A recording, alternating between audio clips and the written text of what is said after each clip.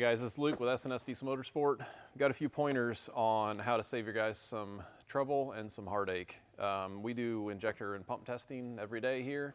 Obviously we're manufacturing new product, but we do a lot of used injector testing too. That's something that can help you guys out quite a bit when you're troubleshooting issues in the field, and want to just hit a few things to do and not to do to make that easier.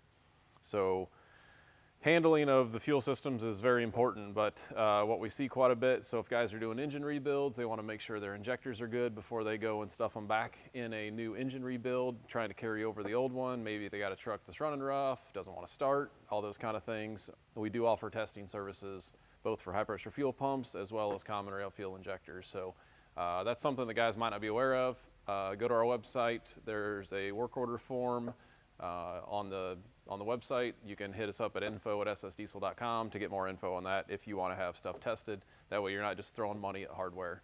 Don't know if it's injectors, don't know if it's pump, something's going on. We help to try to troubleshoot that instead of just throwing money at parts that you may or may not need. So some things to be aware of when you're doing that. Pumps are heavy, CB3s are heavy. This is almost 20 pounds. When you send these back, don't just toss them in a box and hope for the best. Actually put good packaging and support around these things. We often see these that came out the side of a box. Guys that just put a little bit of paper and some wishful thinking in there, that's not gonna cut it. So it breaks the connectors on the metering units. Sometimes it breaks the high pressure fittings off, beats up the threads on the cam. What started as trying to save yourself some money by just having something tested instead of replacing it ends up getting expensive when we got to put new cams in it, repair it, stuff like that. If you have purchased our stuff in the past, we have packaging designed for that in particular. So this is a DCR pump package, for example. It's designed specifically for it. Just reuse that stuff if you got it around. If not, do your best to support it. Something to be very cautious of is, even though they have got carbon down on the nozzles and they might look dirty, and your OCD is killing you because you want to clean them up, or you think it's doing us a favor if you clean them up, don't try to clean them ahead of time. It's not doing us a favor, it's not doing you a favor. Occasionally we'll have guys take injectors out. The nozzles are always going to have carbon on them. They're down in the combustion chamber, and they will try to clean the nozzles, clean this area before sending them in. The worst thing you can do is wire wheel these, even with a brush by hand. Don't hit them with a brush by hand. Don't put them on a wire wheel trying to clean them up. It might seem like a good idea at the time. It's definitely not.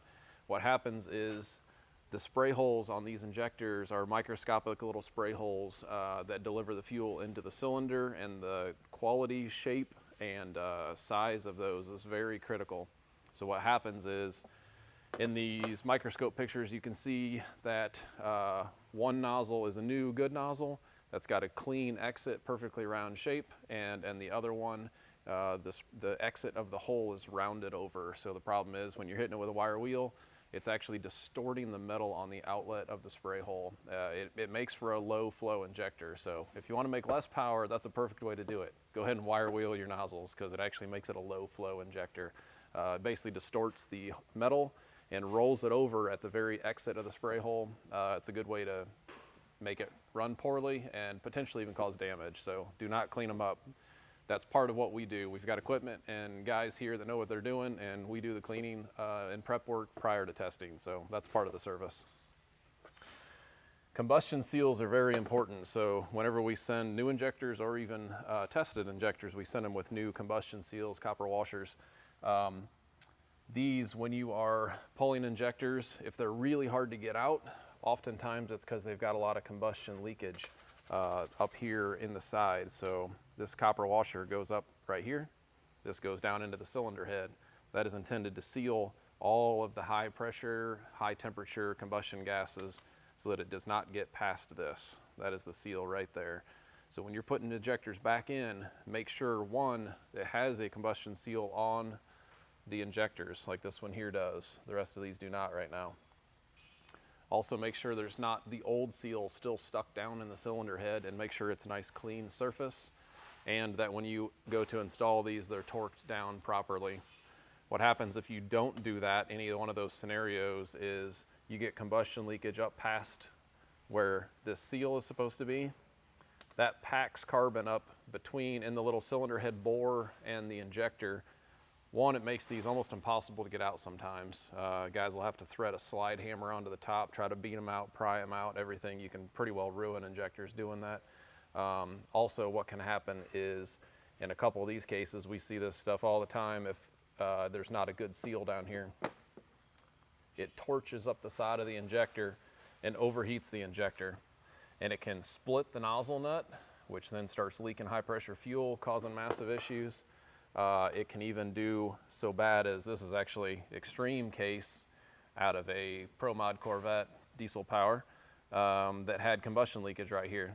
And it torched up the side of this thing and actually removed, like literally like a blowtorch in the inside of here. It'll overheat the nozzle.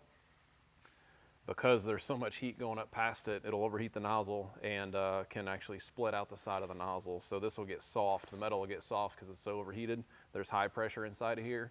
It'll just blow out the side of it. So occasionally we'll see these that are swollen up. Basically it looks like the nozzle's pregnant, not on purpose. That usually is an overheat situation. The nozzles and the injectors rely on this seal and contact with the cylinder head and coolant that flows through the cylinder head to actually wick the heat out of this area. So if you have combustion gases going up past here, it's not making a good contact to transfer heat, and it's just got a hot blowtorch blowing up beside it. So fuel flowing through the nozzle as well as contact in the cylinder head and the cooling system pulling it out, that's what wicks the heat out of here and keeps these things alive. So make sure that combustion seal is a good solid contact, clean area down there when you're doing that. Other thing that we see sometimes, this is a 6.7 liter Ford Power Stroke, similar to LML Duramax and a few other generations that have a little return fitting. This is the fuel flow back to return, back to the tank. They have little return line jumpers on there. I just went to go grab a core to use as an example, and there's a whole set of them back there that have these all broke off and cut off. These are also a quick connect locking little feature. All you got to do is pull up on the top of that, and then that pops right off. Sometimes they can be a little bit of a bear, but a lot of guys don't realize that this top part slides up. So if you have one like that, the top portion is the lock. You pull up on the lock and then it'll pop right off. These open up and let it come back off. Going back down, snap it down, it pushes right in. So all you gotta do is pull up on the little top hat on that guy, and then you don't end up having to buy extra return lines or often breaking these things off, and then your injector's basically junk. In general, keep all this stuff clean as possible. When we ship injectors, new or when we ship that back to you, if we have tested used stuff, it comes with caps over all of the important parts. The inlets, it'll come with nozzle caps over the top, over the nozzles, that kind of thing as well. If you have any of that, if you had bought a new set, reuse some of that if you can, or if not, just be very cautious not to be getting debris in any of the open ports. Don't use dirty old shop rags and that kind of thing. Try to use some proper packaging. That'll help you save a lot of money and us not have to be the bad guy when we call and say, hey, you think these might have been okay, and maybe they were, but now they've got broken solenoids and they've got broken fittings and a lot of carnage like that. Last thing, we're going into, it's coming up on winter, starting to cool off. This is mostly for the truck pullers, truck pull customers, or those kind of guys that have an off season where they're not using their vehicles much, especially if you're using biofuel. About every spring, we get some pullers or guys that let their stuff set all winter, and they used whatever their fuel mix was they were using, especially if you're using a heavy bio mix or soy shield or something like that, doesn't store very well. And they go to fire stuff up in the spring, injectors are stuck, pump's not working right, whatever else. So if you're gonna let stuff set for a while, especially if you're using a heavy bio mix, it doesn't store real well. It can grow algae and things like that even, but what we'll see is stuff shows up in the spring, injectors have, the needles are gummed up, internals are sticky. Usually we can repair them and fix them, but it's a lot easier to not do that to begin with. So I would recommend either not letting stuff set that long or flush some just good regular number 2 through it. If you, like say, it's mostly pulling truck customers to be the guys to be thinking about this, that let their stuff sit over the winter. That way it's got good fresh clean fuel through it, maybe fire it up every so often so stuff's moving and broke free. That way we don't have to try to save the day in the spring when all this stuff's stuck and gooey from old fuel. Hit us up if you got any questions. Like I say, testing services are a great thing to do if you're troubleshooting problems and you don't want to spend a bunch of money on new stuff. Check out the website, send us an email. Thanks.